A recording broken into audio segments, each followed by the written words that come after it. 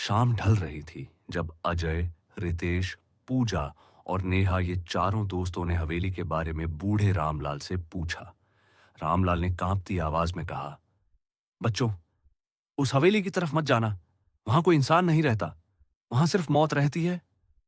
अजय ने हंसते हुए कहा, बाबा, आप तो बस डराने की बातें कर रहे हैं। आखिर हवेली में ऐसा क्या है? रामलाल का चेहरा सफेद पड़ गया। उसने बस इतना कहा, वहां जाने वाले कभी लौटे नहीं। अगले दिन शाम को दोस्तों ने तय किया कि वे हवेली को देखने जरूर जाएंगे। हवेली गांव से लगभग आधा किलोमीटर दूर थी। ऊंची ऊंची झाड़ियों से घिरी टूटी हुई दीवारें और दरवाजे पर जंग लगा ताला। लेकिन अजीब बात यह थी कि दरवाजा बंद नहीं था, बस हल्का सा धक्का देने पर खुल गया। अंदर घुप अंधेरा था।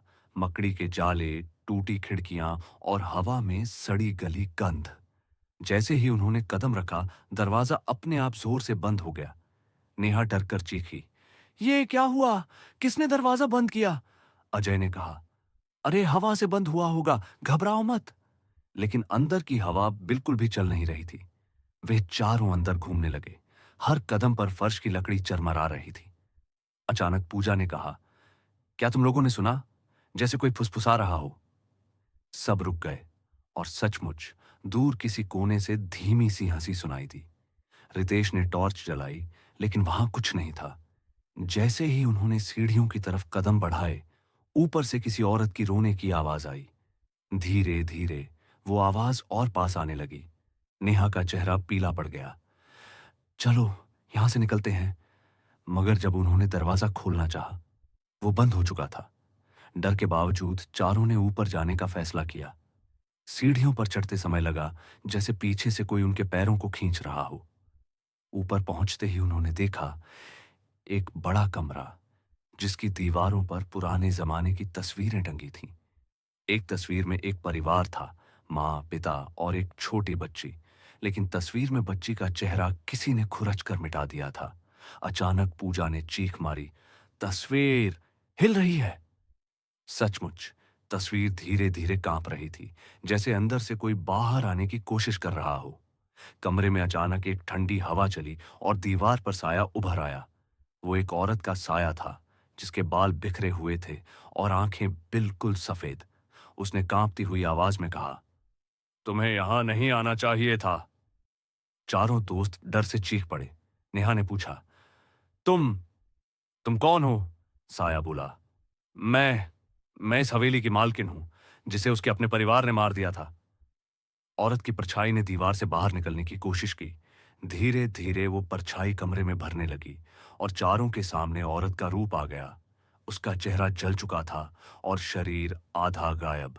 उसने कहा, मेरे पति ने लालच में मुझे और मेरी बच्ची को जिंदा दीवार में चुनवा दिया, ताकि हवेली और जमीन पर उसका हक हो सके। तब से मेरी आत्मा यहां भटक रही है। मेरी बच्ची का चेहरा तक मिटा दिया गया, ताकि कोई उसकी पहचान न कर सके। पूजा की आंखों से आंसू निकल पड़े।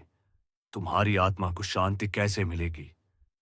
औरत ने ठंडी हंसी हंसी, शांति वो तब मिलेगी जब मैं अपनी बच्ची को पालूंगी। वो अब भी यहीं है, हवेली की दीवारों में। अचानक दीवार से टप टप खून टपकने लगा। चारों दोस्त डर कर पीछे हटे। दीवार पर वहीं छोटी बच्ची की परछाई उभरी, जिसका चेहरा तस्वीर में मिटा दिया गया था। बच्ची की चीख ने पूरे हवेली को हिला दिया, मां, मुझे बचाओ। और फिर जमीन फट गई। चारों दोस्त नीचे अंधेरे में गिर पड़े। नीचे अंधेरे में वो एक तहखाना था। चारों इधर उधर बिखरे पड़े थे। तहखाने की दीवारों पर खून से हाथों के निशान बने हुए थे। अचानक दरवाजा अपने आप बंद हो गया।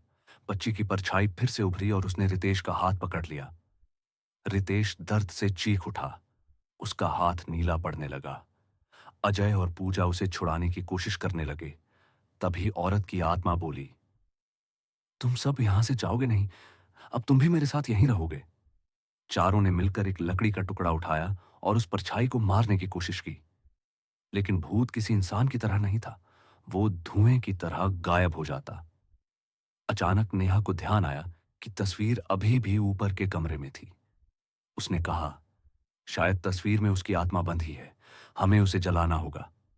किसी तरह वे तहखाने से बाहर निकले और ऊपर दौड़े। कमरा कांप रहा था। उन्होंने तस्वीर को उतारा और आग लगाई।